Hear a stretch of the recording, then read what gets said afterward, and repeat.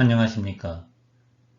이번 시간에는 선행은 저금, 악행은 빚이라는 주제에 대해서 이야기하겠습니다. 첫 번째, 인생은 인과관계의 법칙으로 이루어져 있다. 두 번째, 인과의 고리로 이어진 처칠과 플레밍을 중심으로 살펴보겠습니다. 첫 번째, 인생은 인과관계의 법칙으로 이루어져 있다. 인간의 삶에는 인과관계의 법칙이 작용하고 있다고 합니다.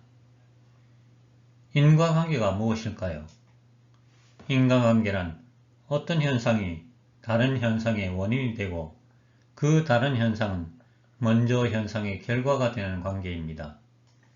따라서 자기가 바란 감정이나 말과 행동이 돌고 돌아 자신에게로 되돌아온다는 것입니다. 이이다 후미유코가 지은 죽음의 수업이라는 책에 좋은 내용이 있어 이를 참고하였습니다.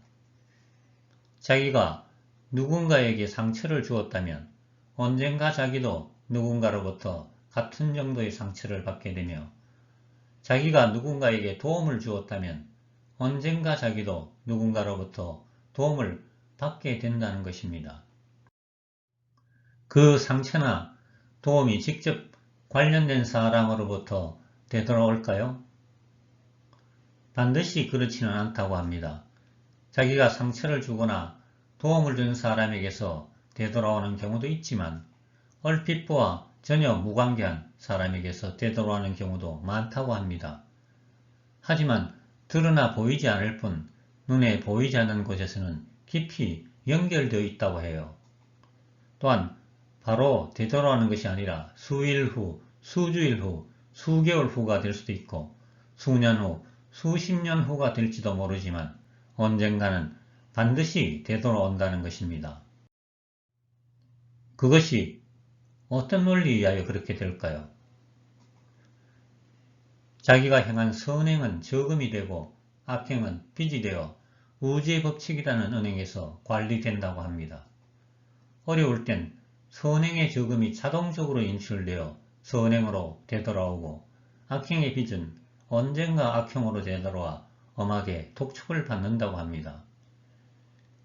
이런 순환 논리를 이해한다면 올바르게 살기 위한 단순 명쾌한 해답이 떠오르지요.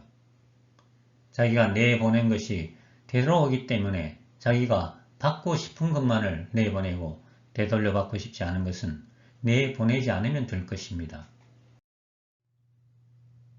그렇다면 인과관계의 법칙과 운명은 어떤 관계가 있을까요? 인과관계의 법칙과 운명은 동의어가 아닙니다. 운명이란 무엇인가 어찌할 수 없는 힘에 의해 구속당하고 있는 상태를 지칭하지만 인과관계의 법칙은 자기 의사와 노력에 의해 미래를 바꿀 수 있다는 것입니다. 아무리 어려운 시련이 닥친다 하더라도 자신의 행동에 의해 그 결과를 크게 바꿀 수 있기 때문입니다. 이걸 인생을 적극적으로 살기 위한 도구로 활용한다면 큰 희망을 가질 수 있을 것입니다.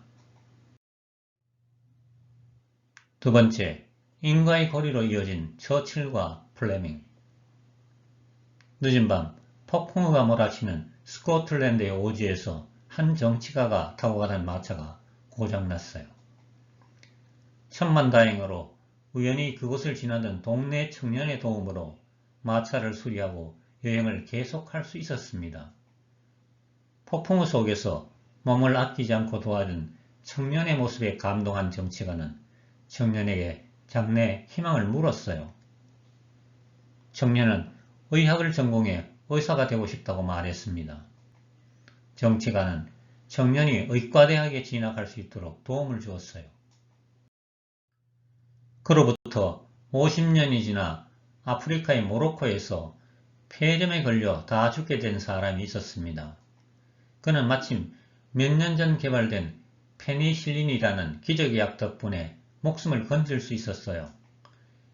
페니실린을 발명한 사람은 50년 전 스코틀랜드에서 어떤 정치가의 마차를 수리해준 바로 그 청년이었어요.